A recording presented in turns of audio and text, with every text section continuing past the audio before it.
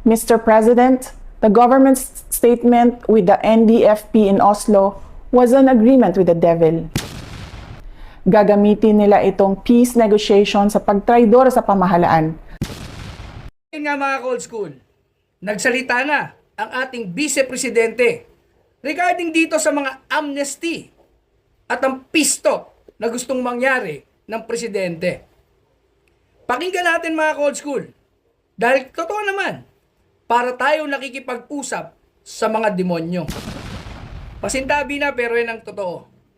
Peace talk my ass.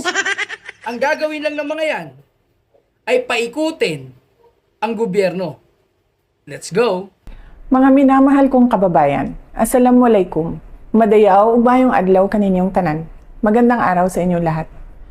Taong 2017, personal kong nakita nag-aagaw buhay sa hospital ang isang